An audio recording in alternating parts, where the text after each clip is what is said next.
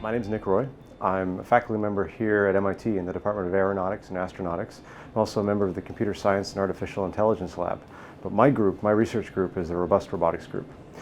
We look at the problems of autonomous vehicles on the ground and in the air, how they can move and operate in urban environments where people are, get useful things done, interact with people, and generally be as intelligent as they need to be for the tasks at hand.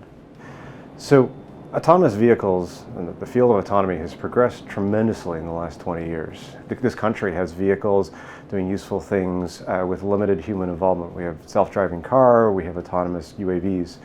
Most of the capability is in getting these vehicles from point A to point B. In some cases, they also do a good job of seeing obstacles and not hitting them, but they're primarily based on just simple navigation. As we want these vehicles to do more and more complicated tasks, the level of understanding of what they need to do, what's around them, what's happening around them needs to increase. So for example, I do a lot of work in small-scale UAVs. When people think about UAVs or so-called drones, they largely think of big military assets that are flying very high up in the sky. They're largely just sensor platforms, and they're way up where there isn't a whole lot of anything to hit. There's a lot of unused space from the ground up to those altitudes where smaller scale UAVs could do a lot more useful things.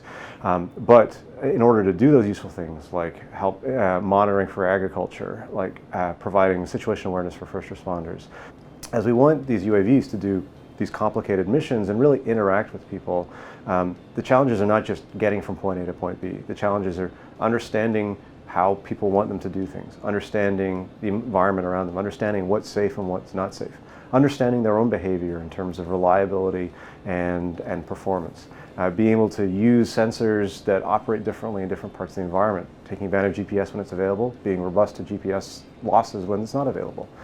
That is the kind of thing that is really driving my research. There's no question there are major technical challenges limiting how quickly we can move UAVs into the national airspace. The FAA is taking, in my mind, a relatively sensible route in terms of going carefully and examining the technology. There's lots of people who would like to be out flying UAVs of all sizes, across the urban environment now, but the technology isn't ready for it, and autonomy is a huge piece of that. Autonomy is what's required for vehicles to know when they're safe and when they're not safe. Autonomy is what's required for vehicles to recover from failures.